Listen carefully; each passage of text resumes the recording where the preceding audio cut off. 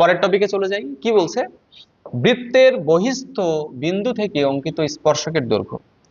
বৃত্তের বহিস্থ বিন্দু থেকে অঙ্কিত স্পর্শকের দৈর্ঘ্য। তাহলে খেয়াল করো, এটা একটা বৃত্ত, এই বৃত্তের বাইরে একটা বিন্দু দেওয়া থাকবে x1 y1। সেই বিন্দু থেকে আমাকে কি করতে হবে? একটা স্পর্শক আঁকাতে হবে এবং সেই স্পর্শকের দৈর্ঘ্য বের করতে হবে। এই বহিস্থ বিন্দু থেকে আমি ফার্স্ট একটা কি করব? স্পর্শক আঁকাবো। এই স্পর্শকের দৈর্ঘ্য আমাদেরকে বের করতে হবে। এই স্পর্শকের দৈর্ঘ্য আমাদেরকে বের করতে হবে। তাহলে কিভাবে করা যায়? দেখো, বৃত্তের কেন্দ্র আমরা জানি সি। আচ্ছা, স্পর্শ বিন্দুটাকে ধরে নিলাম এ। এখন বলো তো, এই সি এ কি এর উপরে লম্ব না? এটা কি লম্ব? আমরা যেটা করব, এই যে এটাকে যোগ করে দিব। খেয়াল করো, তাহলে দেখো, এই বিন্দু জানি, কেন্দ্রের স্থানাঙ্ক জানি। তাহলে আমরা কি করব? দেখো, ধাপ এক কেন্দ্র নির্ণয় করব। কেন্দ্র সি নির্ণয় করব। এই বিন্দুটার নাম দিয়ে দিব এ। এ না, ওইটার নাম যেহেতু এ দিয়েছি, এটার নাম দিই বি। তাহলে কি করব? খেয়াল করো, ধাপ দুই। এবার আমরা যেটা করব, ব্যাসার্ধ বের করব। কি করব? ব্যাসার্ধ নির্ণয় করব। ব্যাসার্ধ কত? আর, বা এই ক্ষেত্রে আমি যদি বলি এটা ব্যাসার্ধ এসি, তাহলে ব্যাসার্ধ আর ইকুয়াল টু এসি নির্ণয় করব। ঠিক। এবার আসো ধাপ 3। ধাপ 3 কি বলছে? দেখো, আমরা এই বিন্দু জানি, এই বিন্দু জানি, তাহলে কি এই দৈর্ঘ্যটা বের করে ফেলতে পারবো না? তাহলে কি আমি এসি বের করতে পারবো না? এসি নির্ণয় করব। এসি নির্ণয় করব। এবারে ধাপ 4 খেয়াল করো, আমি এটা জানি, এটা জানি, সমকোণী ত্রিভুজ পিথাগোরাসের সূত্র অ্যাপ্লাই করলে কি স্পর্শকের দৈর্ঘ্য পেয়ে যাব না? পিথাগোরাসের সূত্র প্রয়োগ করব। ঠিক, পিথাগোরাসের সূত্র প্রয়োগ করব। তাহলে চলো আমি একটু দেখাই দিই কিভাবে করব আমরা। খেয়াল করো, বৃত্তের সমীকরণটা কত দেওয়া আছে? বৃত্ত এটা, বহিস্থ বিন্দু আমি ধরে নিচ্ছি এইটা, এই বিন্দুর নাম দিলাম আমি বি। স্পর্শক যেটা, স্পর্শকের দৈর্ঘ্য আমি ধরে নিলাম, স্পর্শকের দৈর্ঘ্যটা ধরে নিলাম আমি বি এ। এই বিন্দুটার নাম দিলাম আমি এ। ঠিক। কেন্দ্র কত? বৃত্তের সমীকরণ তো এটা, x square plus y square plus 2gx plus 2fy plus c equal to 0। ঠিক। তাহলে খেয়াল করো, এটা হচ্ছে আমার বৃত্ত।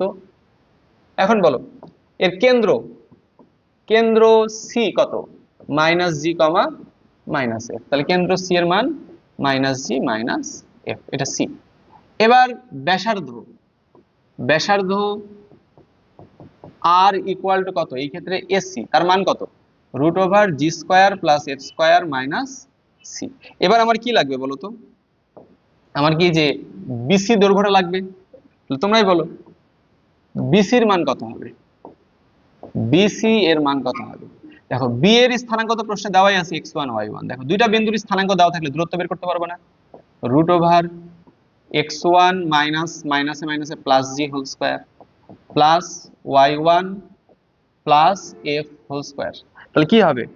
Root over x1 square plus 2gx1 plus G square plus y1 square plus 2fy1 plus F square. এটা হচ্ছে কি?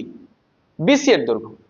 এখন বলো, আমি বিসি জানি, আমি এসি জানি, আমি কি যে এবি এর মানটা বের করতে পারবো না? তাহলে পিথাগোরাসের সূত্র, এটা যেহেতু সমকোণী ত্রিভুজ, এটা হচ্ছে অতিভুজ, তাহলে পিথাগোরাসের সূত্র অনুযায়ী এবি এর মান কত হবে? এবি এর মান হবে রুট ওভার এই যে এইটা স্কয়ার মাইনাস এইটা স্কয়ার, তাহলে BC square minus AC square. তাহলে বলো, রুট ওভার বিসি কে যদি আমি স্কয়ার করি, বিসি এর মান কত ছিল? এইটা, এটাকে স্কয়ার করলে রুটটা উঠে যাবে, তাহলে কি থাকবে? x1 square plus 2gx1 plus G square plus y1 square plus 2fy1 plus F square minus AC square.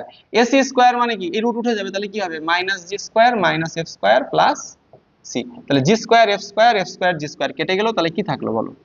Root over x1 square plus y1 square plus 2gx1 plus 2fy1 plus C. এটাই কি? আমার স্পর্শকের দৈর্ঘ্য। ঠিক। তাহলে কি দাঁড়াচ্ছে? আমি আরো একবার বলি, এই ক্যালকুলেশন আশা করি বুঝছো। ব্যাসার্ধ এটা, এই দৈর্ঘ্য বের করলাম কেন্দ্র বের করার পরে, এটা কি, এটা স্কয়ার মাইনাস এটা স্কয়ার করে আমরা এটা অ্যান্সার পেলাম। এখন আমি যদি বিষয়টাকে একটু লিখে দিই, খেয়াল করো যে x square plus y square plus 2gx plus 2fy plus c equal to 0 বৃত্তের বহিস্থ x1 y1 বিন্দু হতে অঙ্কিত স্পর্শকের দৈর্ঘ্য কি দেখলাম, দৈর্ঘ্যটা বলো তো, √, x1 square plus y1 square plus 2gx1 plus 2fy1 plus C. এটাই কি ছিল না সূত্র? এখন খেয়াল করো তো এই জিনিসটা আসলে কি, এই জিনিসটা আমরা কিভাবে পেতে পারি? এই জিনিসটা হচ্ছে বৃত্তের সমীকরণে x1 y1 বসালে প্রাপ্ত মান। এই যে বৃত্তের সমীকরণ, এই বৃত্তের সমীকরণে আমরা x1 y1 বসাই দেব, এই যে বাম পাশে এক পাশে সূত্র রেখে সবগুলোকে এক পাশে নিয়ে বসাই দেব আর তার রুট করব, এটাই হচ্ছে কি আমাদের অ্যান্সার। তাহলে এটা আমরা এমসিকিউ শর্টকাট হিসেবে মনে রাখতে পারি, ঠিক? রিটেন আসলে তো এইভাবে বড় করে করবা, যে কেন্দ্র বের করবা, ব্যাসার্ধ বের করবা, এই দৈর্ঘ্য বের করবা, সূত্র দিয়ে পিথাগোরাস দিয়ে করবা। আর যদি এমসিকিউ তে আসে সরাসরি এটা মনে রাখবা যে এখানে এটা বসাই দিবা আর রুট করে দিবা, ঠিক? তাহলে চলো দেখি আমরা একটা প্রশ্নের অ্যান্সার করি। কি বলছি, এত বিন্দুতে দেখো বৃত্তের সমীকরণটা কত, 2x square plus 2y square minus x plus 3y plus 1 equal to 0। দেখো এই সূত্র অ্যাপ্লাইয়ের আগে অবশ্যই x স্কয়ারের সহগ আর y স্কয়ারের সহগকে 1 বানিয়ে নিতে হবে। x স্কয়ারের সহগ y স্কয়ারের সহগকে কি বানাতে হবে, 1 বানাতে হবে। তাহলে এটাকে 1 কিভাবে বানাবা, 2 দিয়ে ভাগ করে দাও, x square plus y square minus x ভাগ 2 প্লাস 3 ভাগ 2y plus half equal to 0। এটাই কি বৃত্তের সমীকরণ। এর বহিস্থ এই বিন্দু থেকে অঙ্কিত স্পর্শকের দৈর্ঘ্য আমি এমসিকিউ নিয়মে করছি। দেখো কি করব আমরা, এই যে বাম পক্ষ যেটা, এখানে এই বিন্দুটা বসায় দিব। আর কি করব, তাহলে অ্যান্সার কি হবে, প্রথমে একটা রুট দিব, এখানে এই বিন্দুটা বসায় দিব।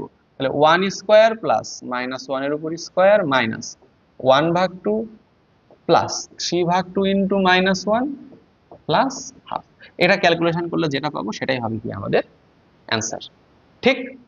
আশা করছি সবাই এই ম্যাথটা বুঝতে পেরেছো। তাহলে চলো